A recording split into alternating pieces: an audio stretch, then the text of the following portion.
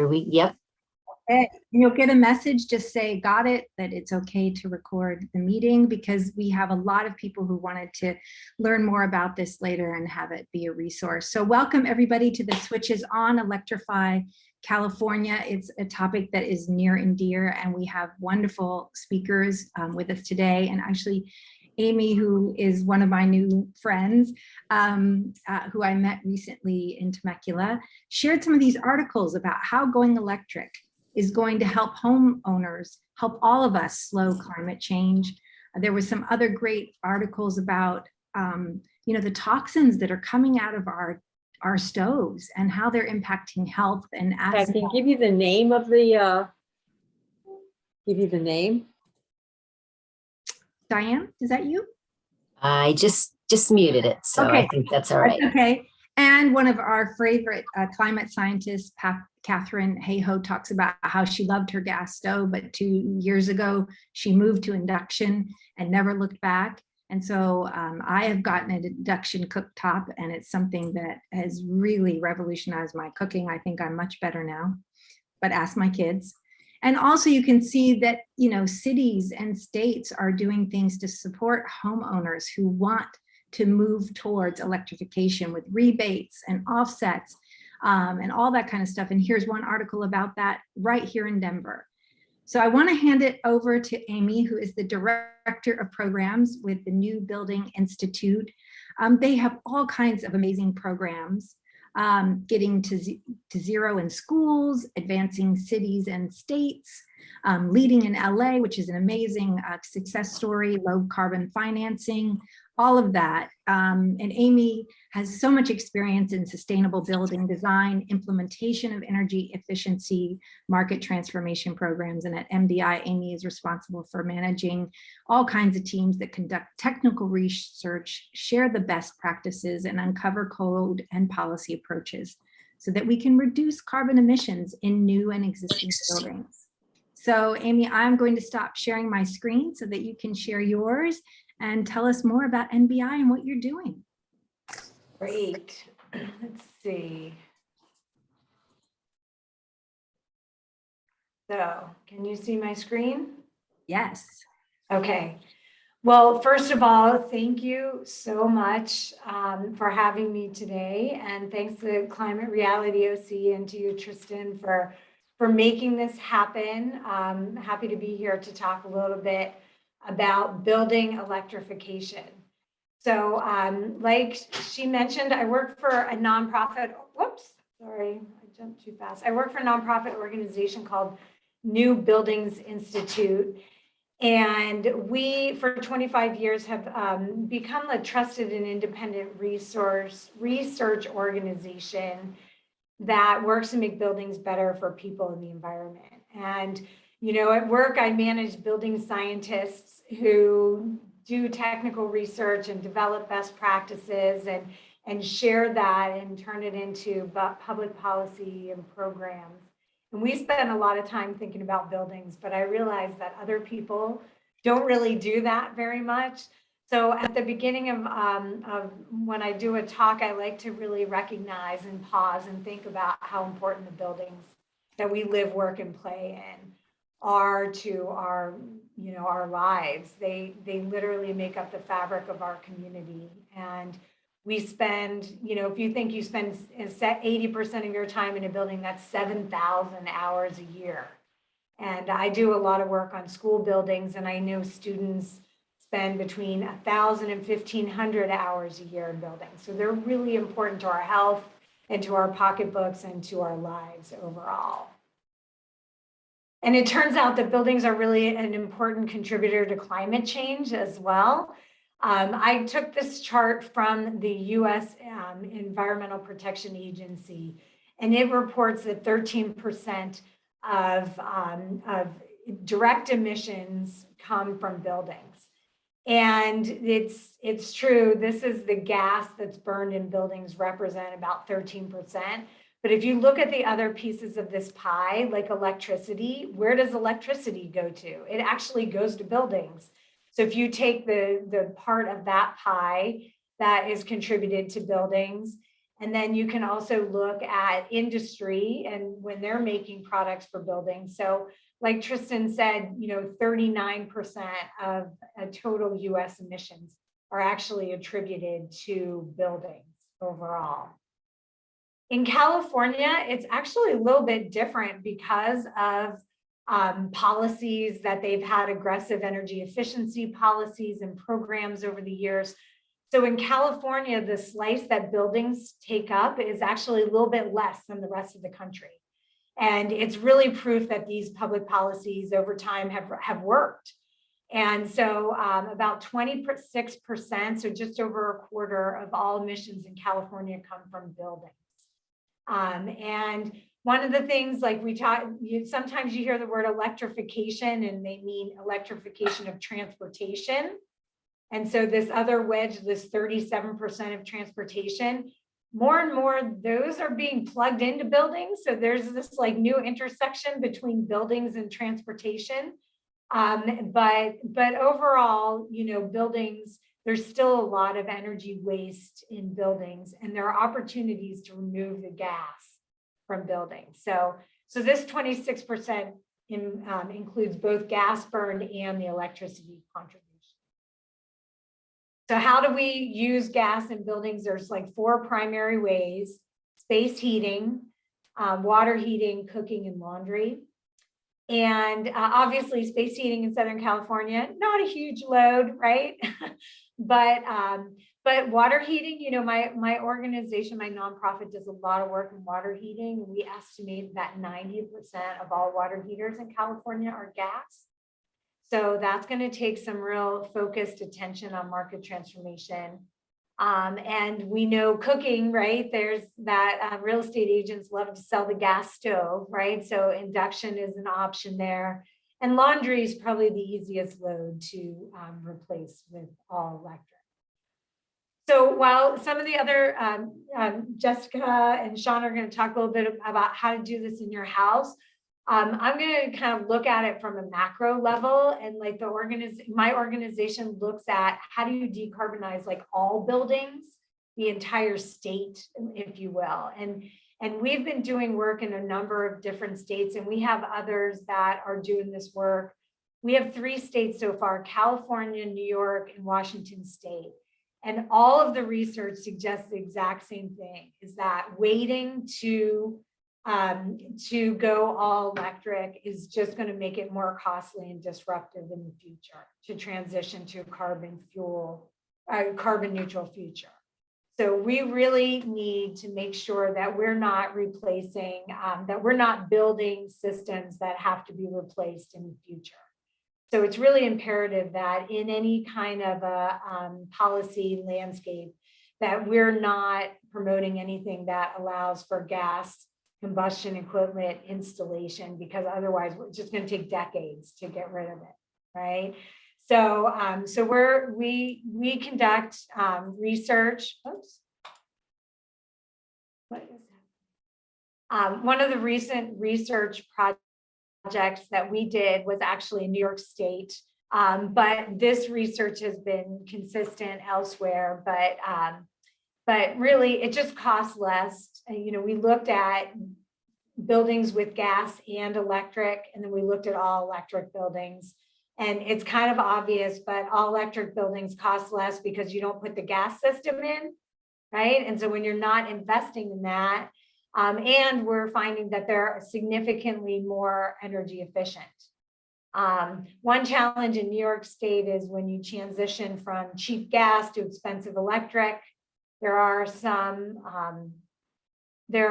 instances where costs become a concern, but things are very different in different climate zones. And in California, all electric makes a whole lot of sense. From a code perspective, there have been a number of cities who have used code of some type to advance these policies.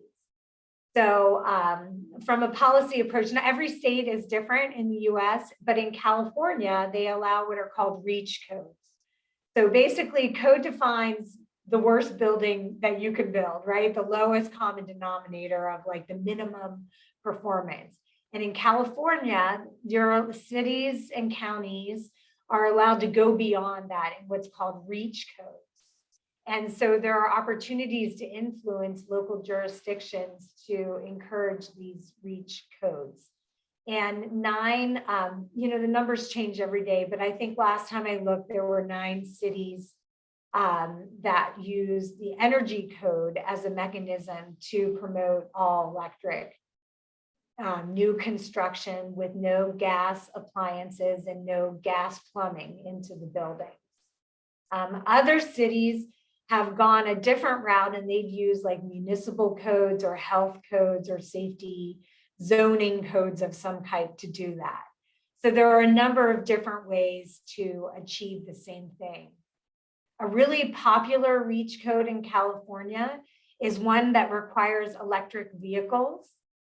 So 28 cities, the last time I looked, or counties had requirements for new construction to put plugs in garages, basically. And that makes a lot of sense because it's a lot less expensive to do that when the building's being constructed than it is to go back and retrofit it. So there are REACH code opportunities to pursue in local jurisdictions.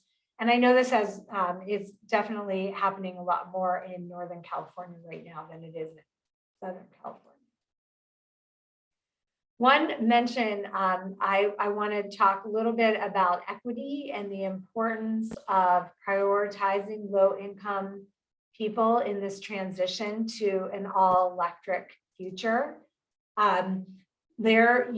want to make sure that energy costs are not going up for people. And like I said, gas is cheap. And so I think California's been doing a okay job in making sure that financial incentives are getting to low income people, but there are definitely more opportunities for these customers to benefit from a transition to an all electric future so that they're not like left on the gas system when everybody else has been able to afford to transition. So that's an important consideration when we talk about electrification policies. Another policy opportunity in local cities and even school districts is leadership by example. We've seen a number of cities and counties have requirements for all electric new construction. Whenever they do that, we call that leadership by example. And we actually work with a lot of school districts, and we put together this little graphic of like a carbon neutral future. And then we think of every building as having its own events in its life cycle whenever these requirements for all electric come up. Like new construction is an obvious one. You're going to save on first cost, but even major modernizations, right? Having goals in place up front that say we're going to go all electric, make it a lot easier when these things happen, because when they happen, they go quick. So having the goals in place up front and working with school districts to make that happen is something that New Buildings Institute does. In fact, just this week, we published a decarbonization roadmap for school districts as like an honor of Earth Day. But there are a whole bunch of tools and resources that are on there. And one of the things I wanted to draw your attention to is a list of districts who have gone all electric. So we have examples of school districts that are taking the lead and passing climate crisis resolutions and really making their own commitment to a carbon neutral future with every time they touch a building and going in and making sure that these are addressed. So the toolkit has a lot of nifty parts depending on like your role. There's everything from checklists to technical requirements there. And Tristan mentioned a little bit more about NBI's work. We do a lot of work with codes. We're looking at the intersection of buildings and the grid and technologies. Like I said, a lot of work with water heating and understanding, but as a building science researcher who can kind of get into the weeds of this thing, I guess my big bottom line message is that carbon neutral buildings of all shapes and sizes are definitely possible. We've been studying them for decades, and I know that, you know, efficient, all electric, 100% renewable buildings is possible. And so I'm going to hand it off now to others to talk a little bit more about how these things can happen at the residential level, and look forward to questions a little later. Absolutely. And I want everybody to be putting some of your questions in the chat. Linda,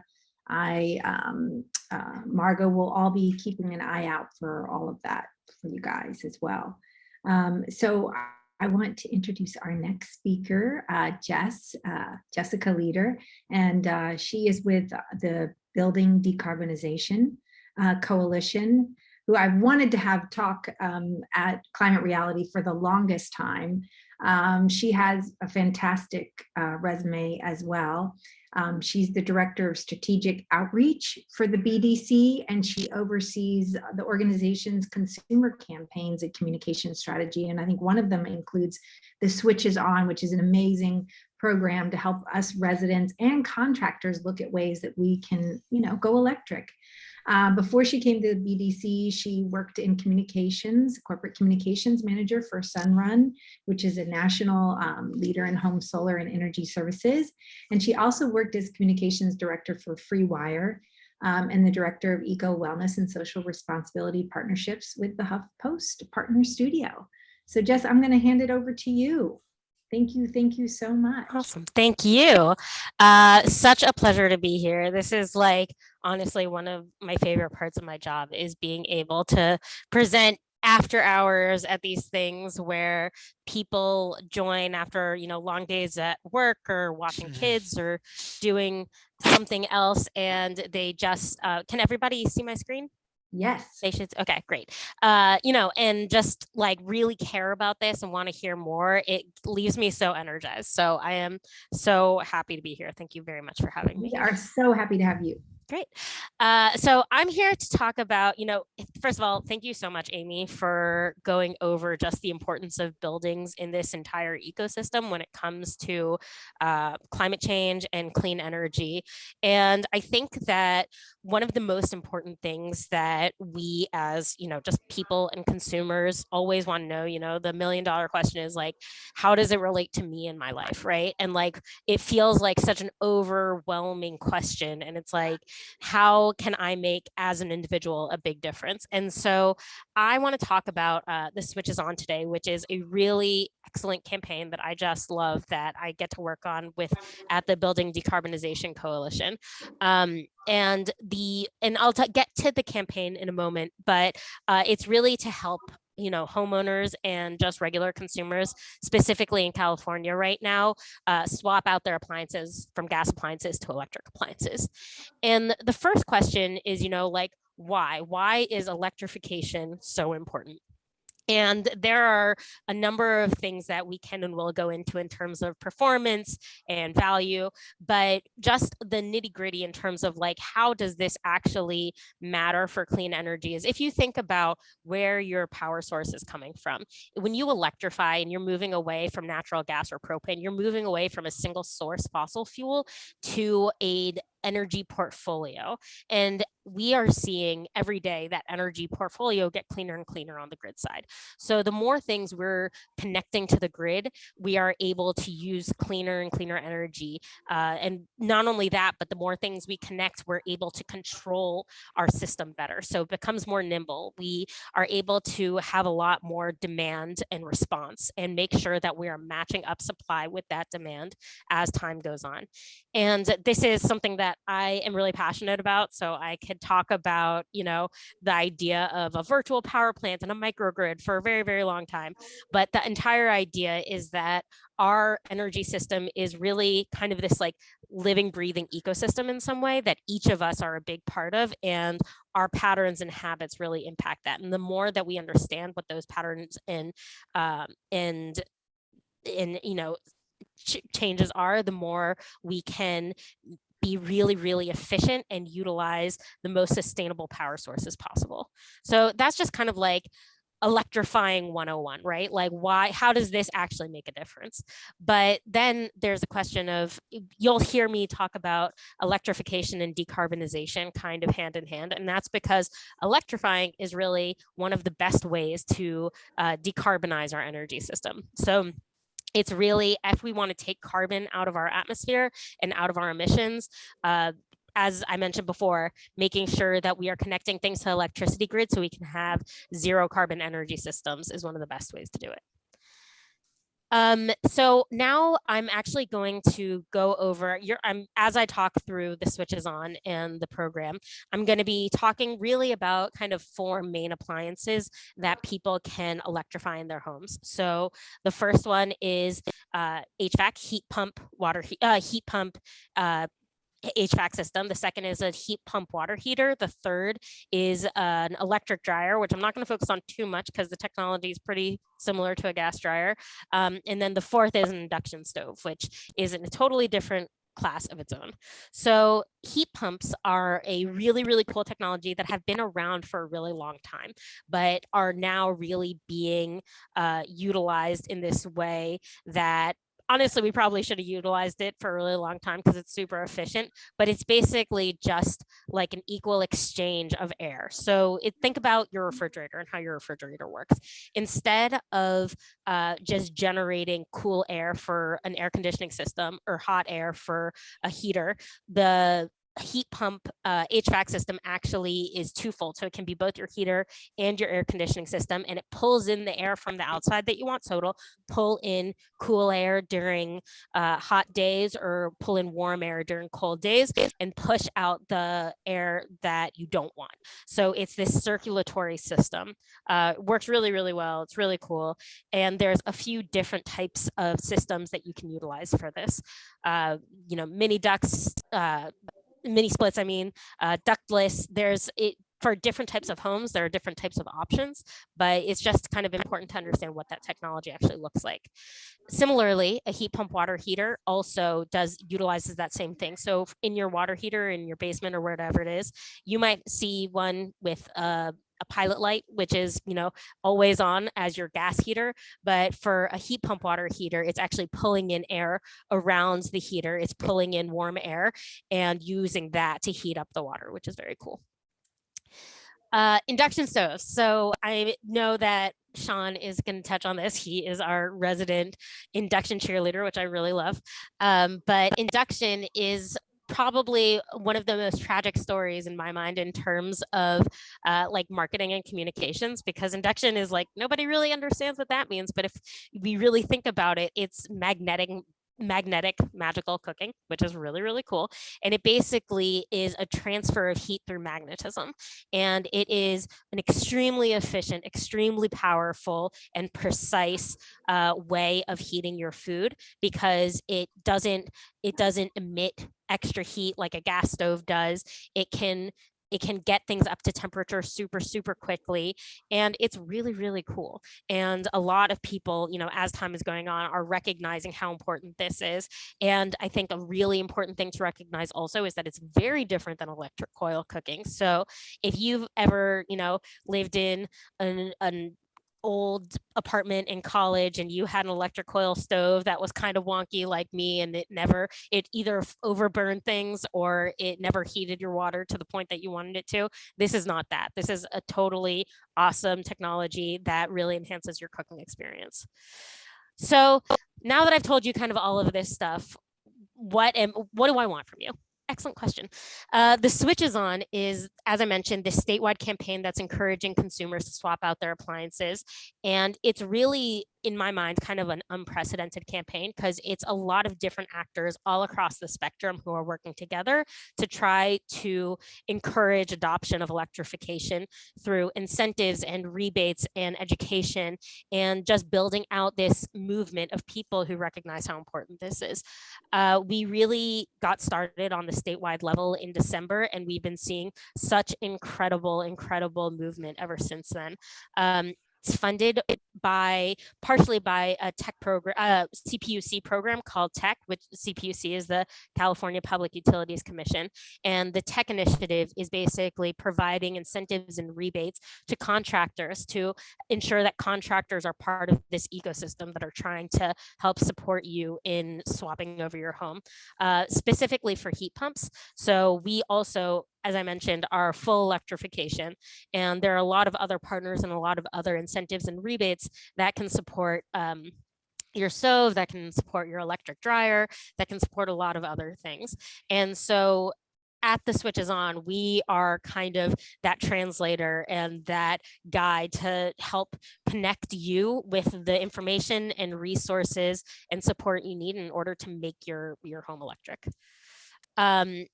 The team that's working on it is me, Rebecca Rothman, who some of you who've been involved in the program might have met, Eric Fleck, who runs our ambassador program, which I'm going to get into in a second, which I think is by far the coolest part of this campaign. And then we have, as I mentioned, a bunch of funding partners across the board. There are cities, utilities, CCAs, people who just really care about this. We also have organizational ambassadors who are just organizations that are really aligned with electrification, which is cool. We have a PR agency, which is really helping us get the word out. And we just brought on a new creative agency that I'm really excited about because we have some awesome creative. So it's really an entire team of us who are together and kind of working to tell this story. And I think that one of the most important things about this, this is something that I care a lot about, is the fact that electrification is part of this bigger narrative, right? Of like, how can we as individuals participate in a more resilient, cleaner energy future? And electrification is integral to that, but it's not just the only thing, and it's not the only thing you can do. It's one step. It's also about getting solar panels on your home and a battery in your garage and an electric vehicle and a smart thermostat and all of these different things. And that's not to scare you to feel overwhelmed about how many things there are to do, but to inspire you to realize that there is always an option. There's something that if you are a homeowner, hopefully there will be the right option for you to make your home a more efficient, cleaner, and better place. And we just want to support you in that process. So while we are excited about the electrification part, recognize that this is a big puzzle we're all working on together. And I'm a big part of what we do is connect you to all these different resources that can help you get started. So as I mentioned, we are helping people swap out their appliances, but we're really doing that through education, through inspiration, helping you recognize how this can work for you, and then support people in the process of switching.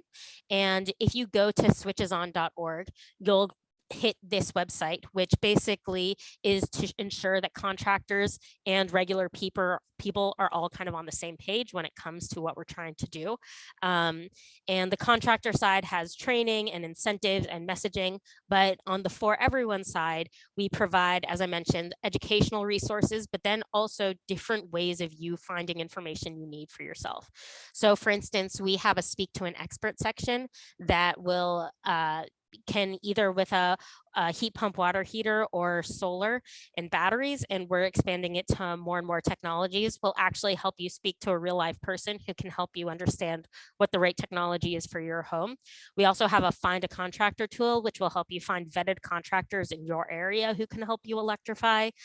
We have a rebates and incentives finder that will help you find the rebates and incentives that work for your area. And in fact, we're just about to update this rebates and incentives finder, which I'm really excited about because that will really help us continue to kind of expand this program. And we also have just a lot of educational resources, as I mentioned. My favorite part of it is the spotlights and blogs section, which oftentimes highlights our ambassador program. Our ambassador program is something that has really inspired me from the beginning of this campaign, because I thought, once somebody gets a heat pump or gets an induction stove, that's just oftentimes a first step in the journey. And for us to say, okay, we're done, you've already electrified, we are really doing a disservice to this entire idea, because this is not just one, like a quick home update you're doing, but it's really a movement that you're joining of people who are recognizing how important this is. So we started this ambassador program for people across California who have electrified part of their homes that can join. I was hoping we'd have like 10 great ambassadors by the time we started in December or something like that.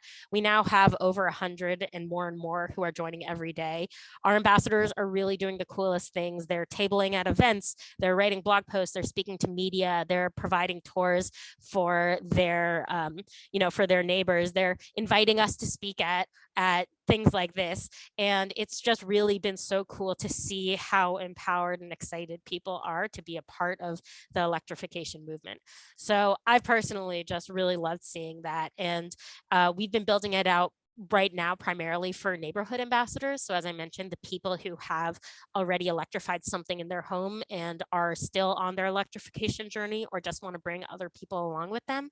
But we also are looking at different influencers, organizations that want to promote electrification, and really importantly, contractors who want to teach other people and their colleagues in the contractor industry why this is important. And they want to really encourage you and empower you to swap out your appliances, which, as some of you might know, the contractors can sometimes be a barrier. And that's just because this is something that we need to educate them about and bring them on board on also. It's hard when they've been doing one thing for 20 years and we're all of a sudden like, install a new technology, take on all the risk. But there are some that really recognize how valuable this is. And so we really want to uplift them and empower them and connect you to them. So as I mentioned, these are just our different types of ambassadors, their neighbors, but the contractors, the organizations, and hopefully the influencers are people we're going to be bringing on soon also. So some key takeaways from this. I know I'm speaking really quickly because I want to make sure everybody gets a chance to hear Shawn, which is always such a pleasure. Now is the time for home electrification. There are a lot of really great incentives and rebates. There's a lot of different ways that you can electrify your home, and there's a lot of support out there to help you make it happen. Particularly SwitchOnorg, the Switches On campaign. We want to support you in this process. We're continuing, as I mentioned, we just launched really across the state in December, and we're continuing to iterate and improve the program. We want to hear from you. We want to hear from our ambassadors about what you want and how we can support you. And we want you to join our movement. We want you to be an ambassador. We want you to use the website. This is a resource for Californians and for homeowners and for everybody involved to really like come together and make this huge difference in our energy future. So with that, if you want to become an ambassador, this is an ambassador form, which I'll make sure goes out after this presentation. Please follow us on our social media accounts, and you can always reach out to me or Rebecca or any of us to learn more. So thank you very, very much. Yes, and while we're transitioning to Shawn, if you can copy some of those contacts and details onto the chat here, we'll be saving the chat and we'll be curating all of the best links, and hopefully some of you guys can share a few of your key slides so that we can share them as well. I don't know if you also, I put the SwitchOnorg is in the chat. Please, what kind of things will they find there? So on SwitchOnorg, again, there is the Find a Contractor tool where you can look up contractors in your area, speak to an expert section where you can speak to a real life person who can help you figure out the best water heater, the best solar and batteries for your home, and then in the future soon, all other different types of technology. And there's also a blog section where you can read different stories and different spotlights from people who have electrified, resources to tell you about what electrification is, videos that you can watch, news feed, just really trying to connect you to all of the best information that you possibly could need to electrify your home. Yay. And I just want to let everybody know we are planning some deeper dives into this. So hopefully Jess is going to come back, and Shawn, and we can kind of answer a lot of the questions that are in the chat. And I'm just blown away by how many amazing questions. Shawn, yeah, please go ahead and share your screen. I was going to introduce you, but I'll do that later. Oh, okay. Can I just want to say one thing before we get started, because I listened to Shawn at an architect's workshop and in San Mateo, and I kept thinking to myself, this guy knows how to get things done. Yeah. And for multifamily and low income. So thank you so much for being here, Shawn. I'm going to actually put his website in the chat so you can know the resource before he starts. And Linda, if you want to introduce him quick, I do have his bio on the screen real quick. It's amazing what you guys have accomplished. Well, thanks. Yes, I'm just going to say he's managing principal of Redwood Energy and has worked for 25 years in building electrification. He's co-authored 5 practical guides to building electrification, and has helped develop the 2016, 2019, 22, and 25 Title 24 California Energy Codes. And he's received Sustainable Design Awards from the United Nations, the U.S. Department of Energy, and the SoCal Building Industry Association. How's that for an introduction? That is fantastic. And also we are in the works of creating an Ask Shawn Lunch and Learn series that will be a webinar that we hope to do, once a month or every quarter, as much as Shawn is available, so that you can ask more of your personal questions. If you are interested in this, please put your info in the chat or reach out to us, because we'd love to invite you to the Ask Shawn and have special guests as well. Have Jess back. I'm inspired by NPR has that like click and clack, like the car mechanic folks. That's my inspiration, being like a long time. Yeah, absolutely. NPR That's fan. ours. And we're going to be doing this with some other climate reality chapters. This is actually Diana's idea from our San Fernando Valley chapter. So Diana, just do your wave in the chat for us, and we'll hand it over to you, Shawn. Okie dokie. So this presentation is called Get Off Your Gas, just like your parents and your grandparents did. So I'm going to give you a little context, because electrification is awesome. It's been the American way. And then I'm going to get a little bit into costs and products and such, and some of the beautiful things that electrification offers us. Wait till you see the Rolls Royce. Ooh. Okay, so here we go. You got my intro. This is like this cool demonstration house set up at Humboldt State University that I studied at, and got to put in a wind turbine and solar panels and all that kind of stuff with my own hands. And then I went into development for 6 years as starting an all-electric affordable housing development company, which is exciting. And then the last 11 years I've been consulting on that. So, and is that a piggy? Yeah, one of my little things, I grew up on a farm in Wisconsin. And so when I got an inheritance from my estranged grandmother, I turned that into importing 10 pigs from New Zealand to start a grass-fed pig type in the United States. It's called the Kuni Kuni, and the Maori bred it. And it's a remarkable pig. If you see the movie Pig with Nick Cage, that's a Kuni Kuni, one of the descendants of the pigs I brought over. If you see what is it? The Scarlet Black Widow. That's it, right? Black Widow with Scarlett Johansson. The pig that's in that Russian movie, quote unquote, that's one of our pigs. One of the descendants. Wow, of our pigs. Superstars. It's supposed to promote sustainability, because it's a grass-fed pig that can eat anything, and it's super tame and sweet. And my ex-spouse farms, them 100 of them and such, and they're safe. Pigs are often not safe. They're really tiny and cute and easy to train. So yeah, piggies. And in fact, this is the barnacle. The barn is right next door, the birthing barn. And this is a sod roof here, and the whole scene just filled with piglets in the summer. Okay, the story time. So this is the Tesla of 1900, Les Jamais Contents. And it was the fastest car to get to 60 miles per hour. And this is sort of the beginning, back in the day when electric cars were the best cars. They could go the farthest and they could go the fastest. And cab drivers, like in New York City, 600 electric cabs rolling around in New York City. This is the way. Kind of lost our way, but we're getting back on track. This is cute. This is some of the earliest uses of heat pumps, which was to make large blocks of ice so that we could have ice boxes in our homes and chill meat as it was going across the country, in train cars and beer. Some of the very first heat pumps, big ones, were just for breweries. One of the very first uses, over and over and over, everywhere you went, was to chill beer. But it started expanding. Once we could actually connect wires to people's homes, 9 in 10 people in the city had electricity, but 9 in 10 in the country didn't. So I grew up on a Rural Electrification Administration, Rural Co-op Electrical Alliance, which is 60% of the landmass of our country. It was a government program to electrify people's homes. And that is really in the helpful context right now. This is a huge government program that went on for almost 30 years to electrify everyone's homes and get electric appliances there. So electric cooking and electric space heating, all of that. It became kind of forced in World War II. I think this is interesting also for today. Like, Poland just got their natural gas shut off, and so did Bulgaria from Russia.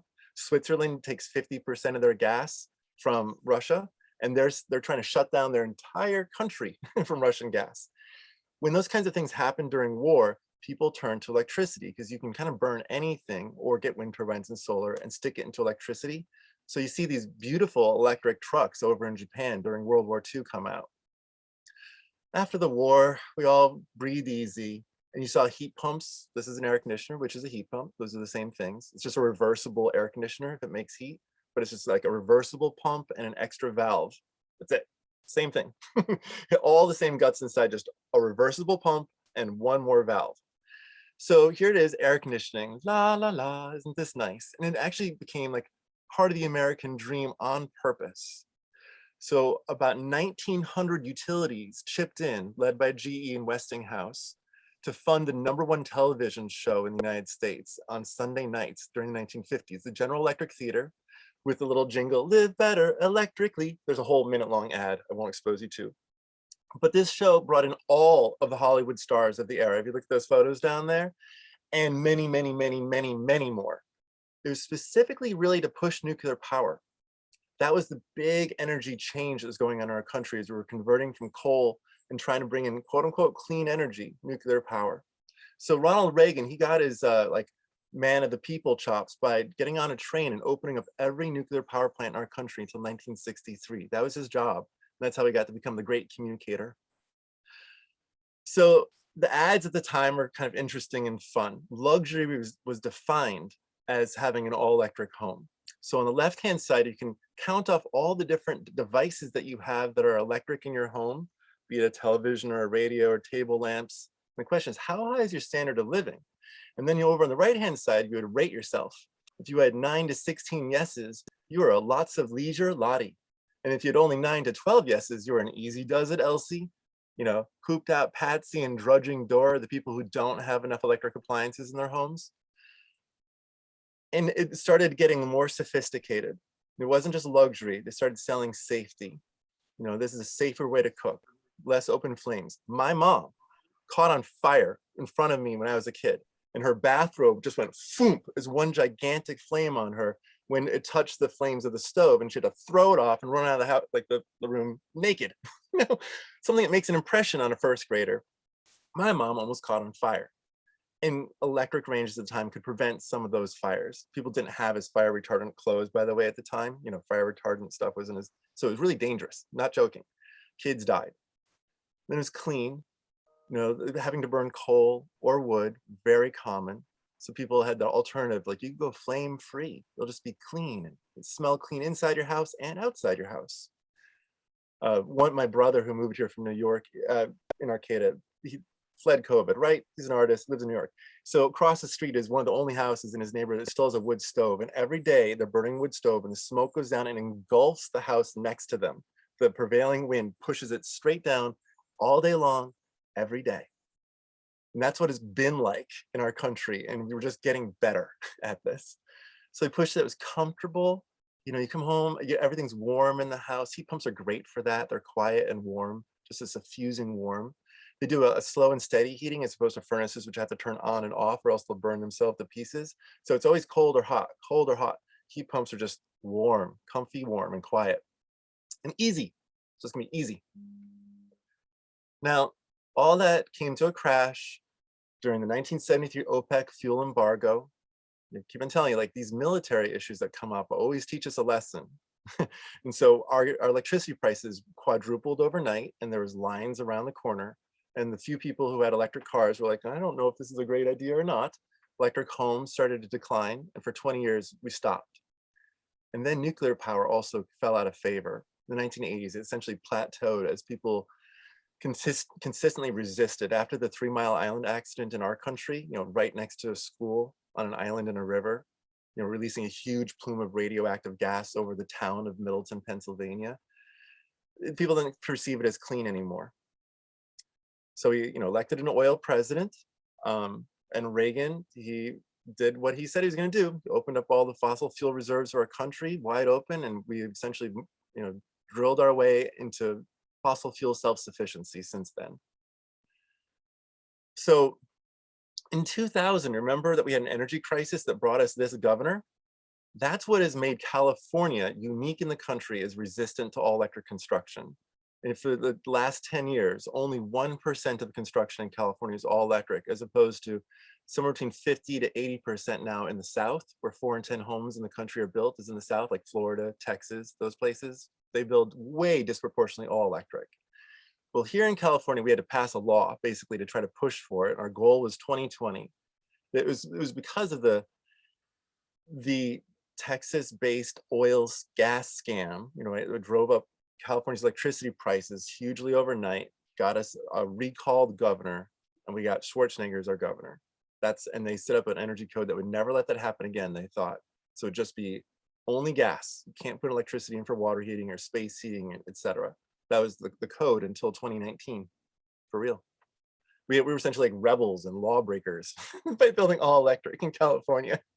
More than 2/3 of the all-electric homes in the last decade were built by Redwood Energy, which is both something I'm proud of and kind of embarrassing because it's not that much.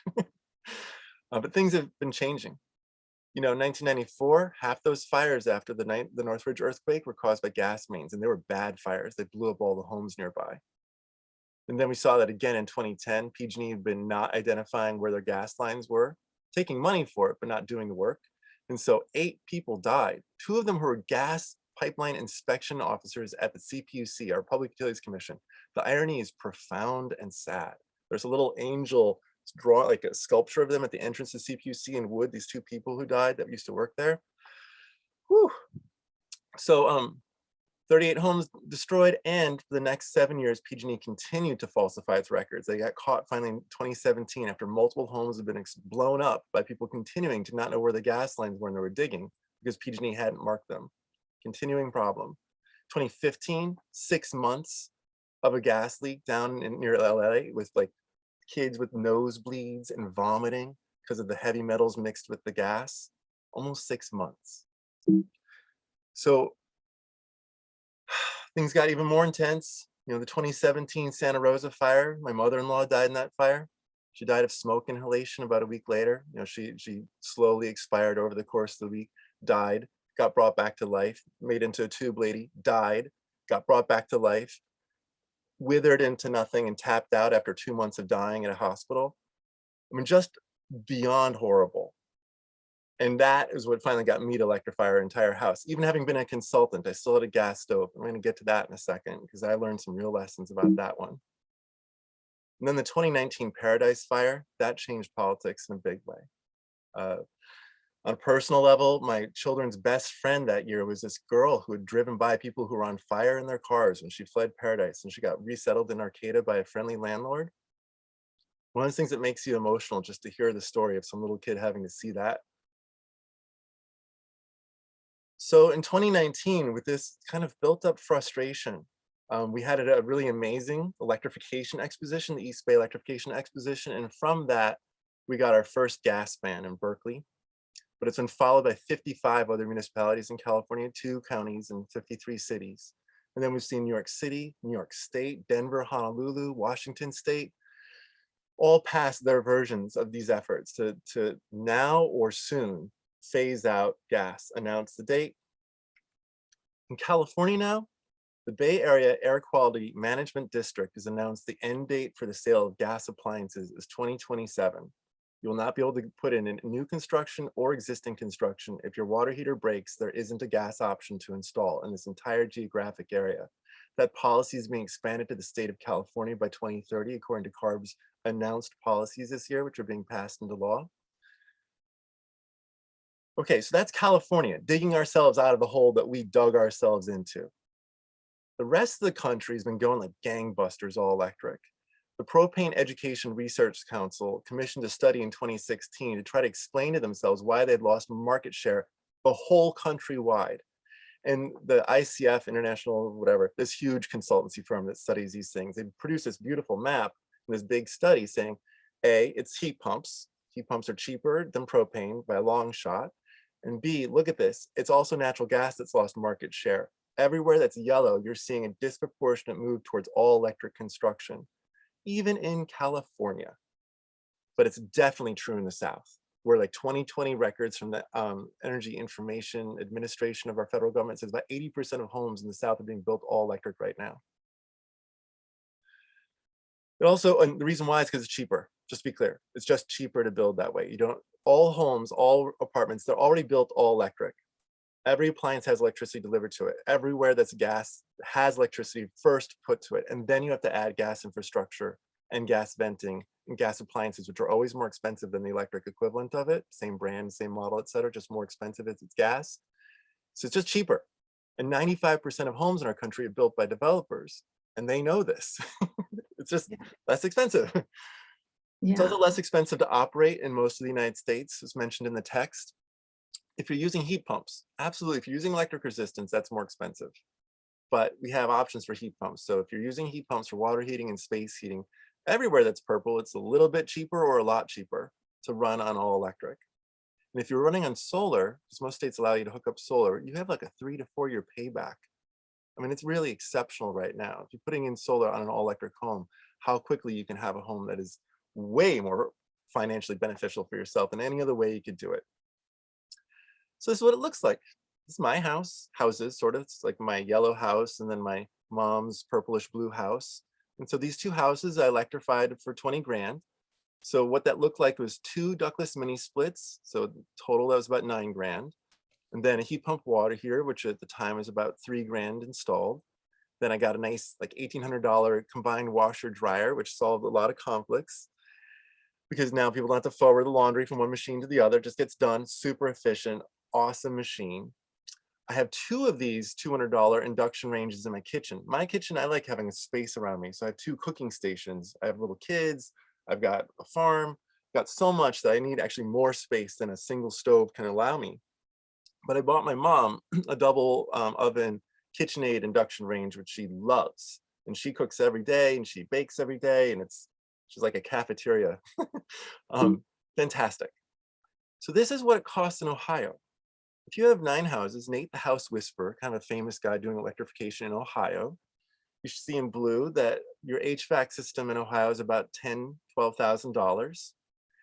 In orange there, that's if you fix duct work on the HVAC system. Yellow is the heat pump water heater or electrical resistance water heater. And then gray is all the insulation work, because these homes are so uncomfortable in the summer and in the winter.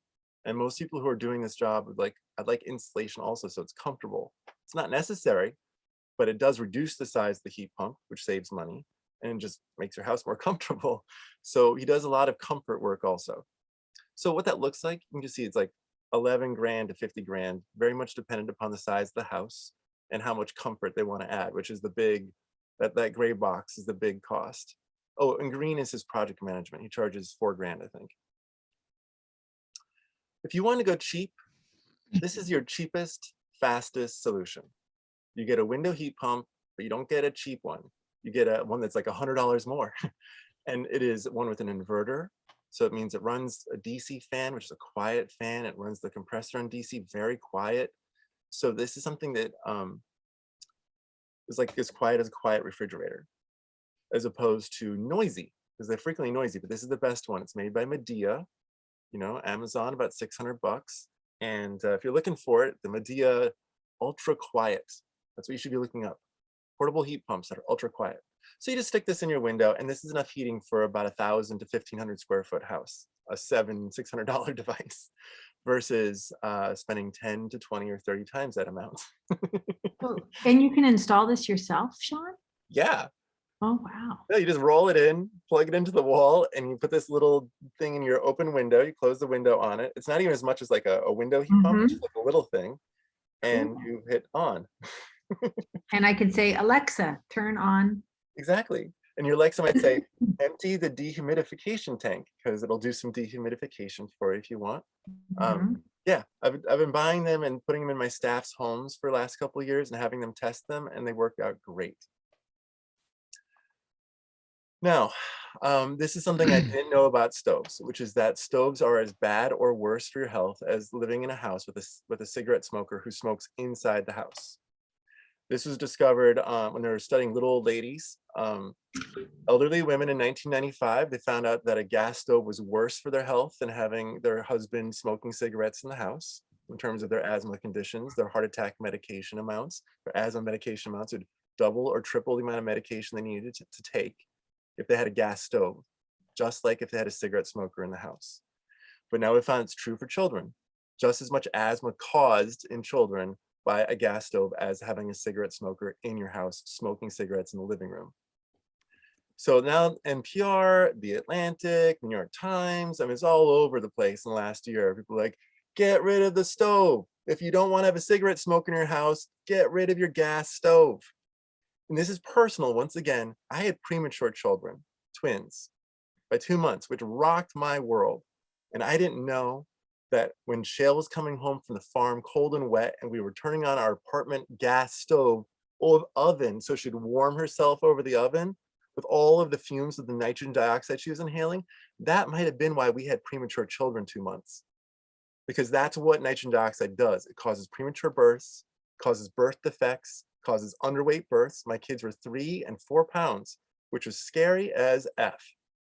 So it's not a joke. Like, this happens to real people that you know that get harmed by gas stoves. Yeah, and a lot of apartments are, we just rented a place and it didn't have any way to extract the gas out of the oven. And the landlord kept going, it's too expensive. And I said, well, look, this is serious health issues. We had to move because of it. And tell them to like pay my asthma bills. Yeah. It's expensive. So this is your option. This is what I used, right? A couple $100. You get an Impava, it's made in California. You can get a Eurodib, you can get a New Wave, you can get a True Induction. You can get so many ones of these 2-burner ones out there. They're all perfectly nice. Read the Yelp reviews or whatever, the Amazon reviews. This is a good one. It's easy. And if you got a bigger budget, the best stoves are the induction stoves.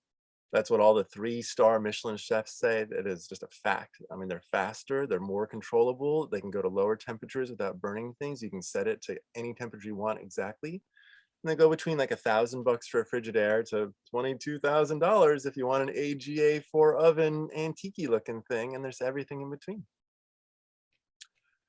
Here's that condensing washer dryer.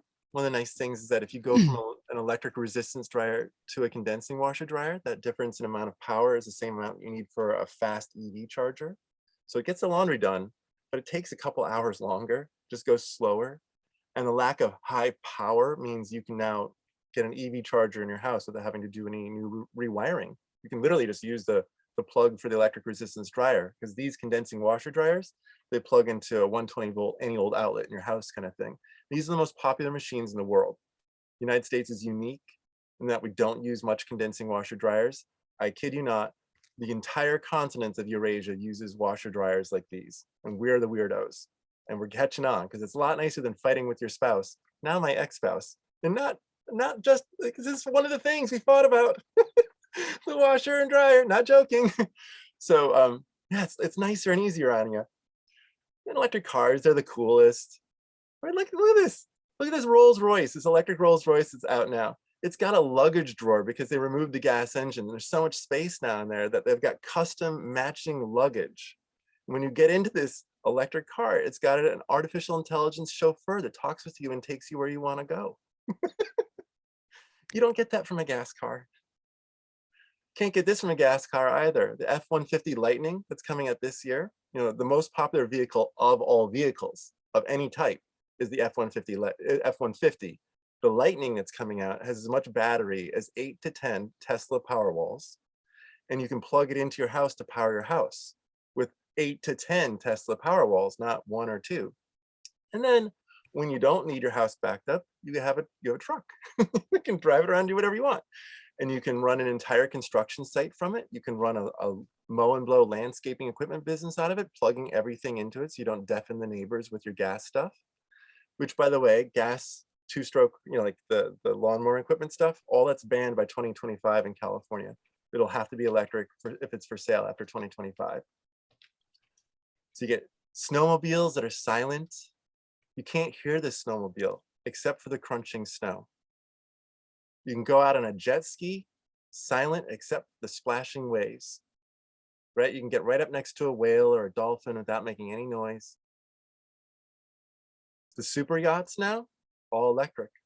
This runs on solar panels. You don't even have to dock. You can go on for 50 miles a day on solar panels and batteries. Silently, it's got 4 to 6 deck rooms. It's got a hot tub and a movie theater.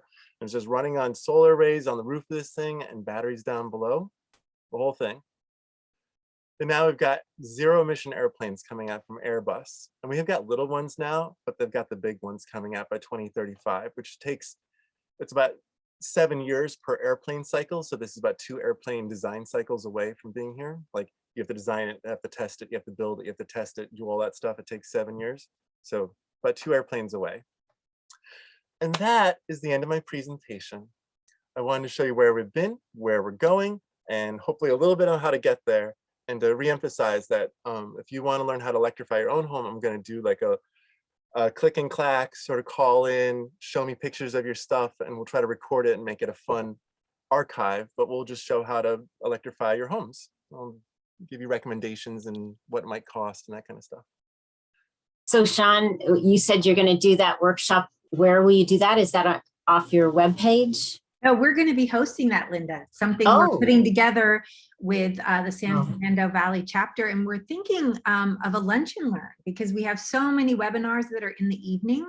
And we'd love to hear in the chat if you would like lunch and learn time, or if you would rather have something in the evening, or maybe we can mix it up and do both.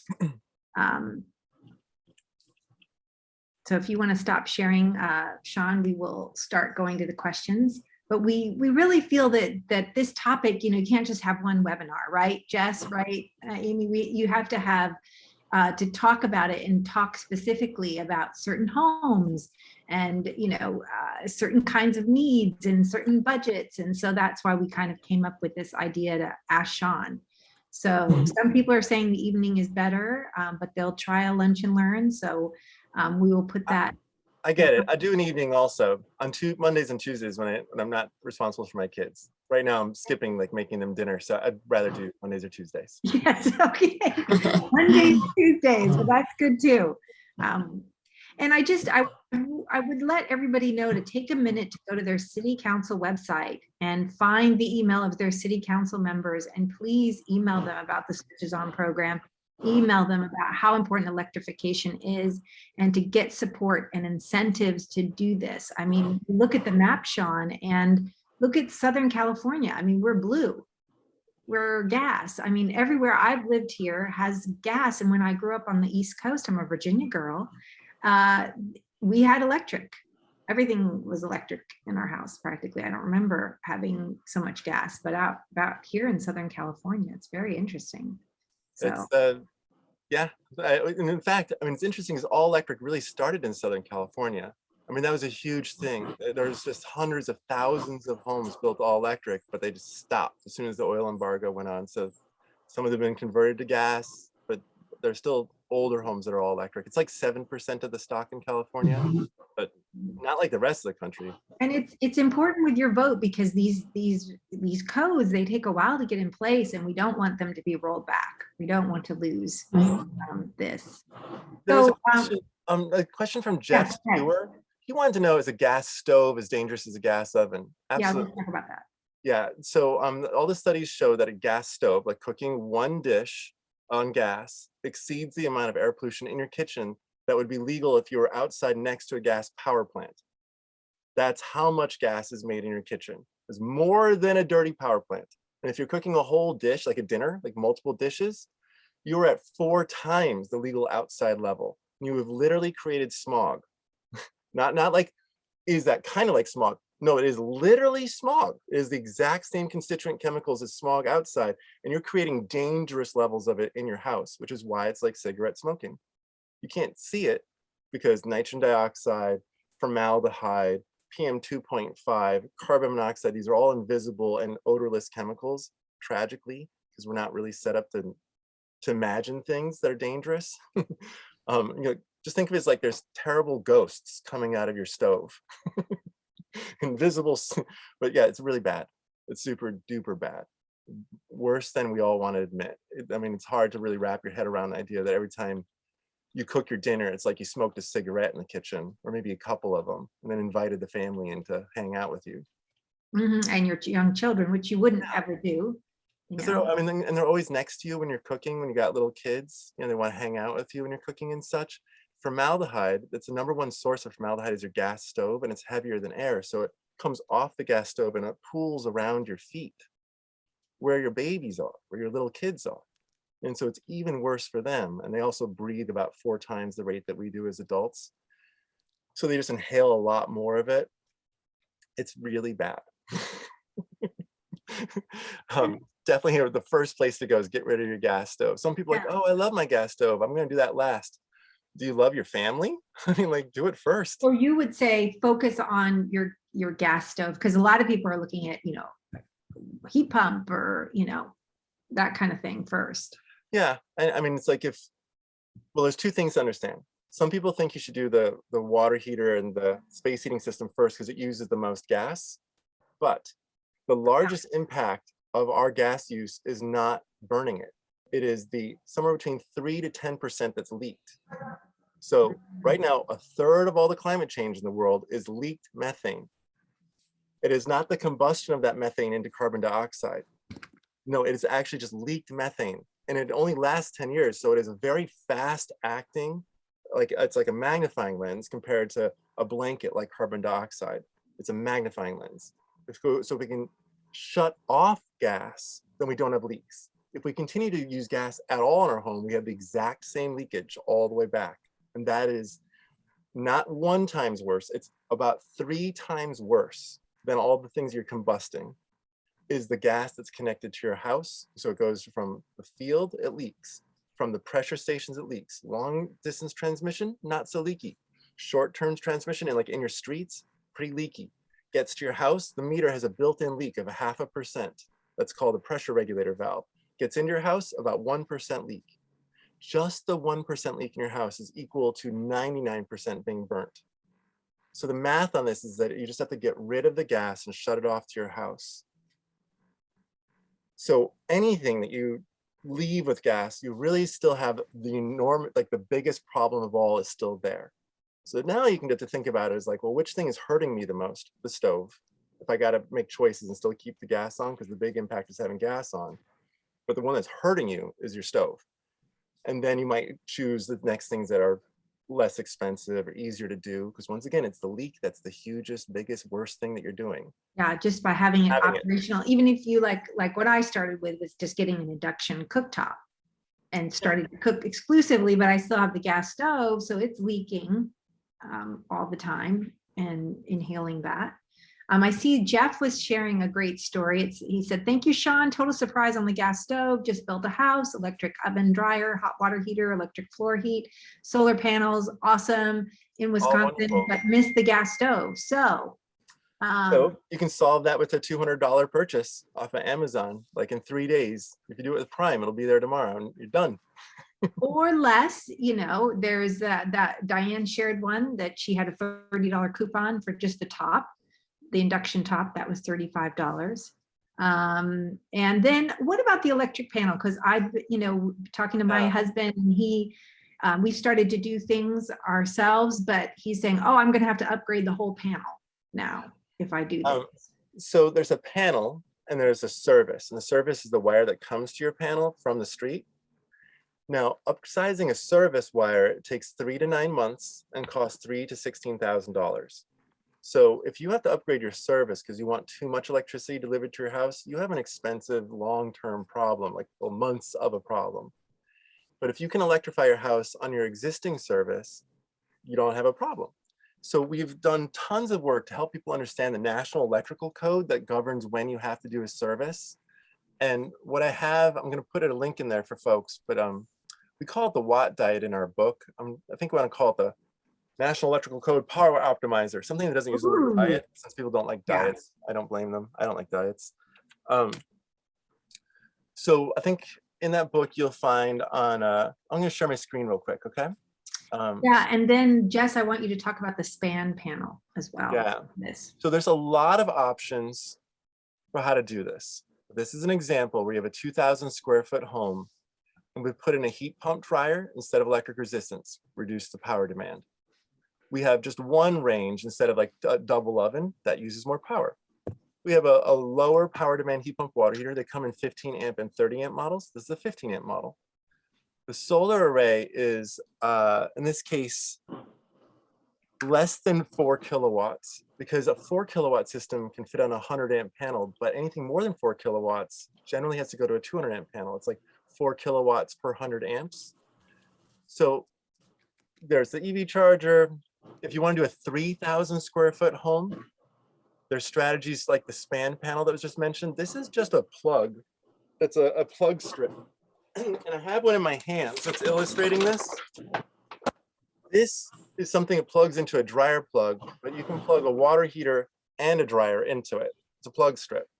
And you can do this for your stove and your water heater, or 2 EV chargers, or the dryer and the, you can do this with all the different big 240 volt devices in your home. So you can have a minimum number of high power devices, because this will do all the work of being a plug strip. So that's a way to get to 3,000 square feet. And to your point there, that span panel, these are panels, there are power panels made by Coben and by Span that do some of that work of balancing. So if you're ever using too much power, you can choose to turn something off. Here's what they look like here. Right, so there's a Span on the left, Coben on the right. These are the two that actually do that job of balancing your power. So you can stay on a 100 amp panel, but plug in 180 amps worth of stuff. You generally won't ever use even like half of the power of the stuff you have plugged in.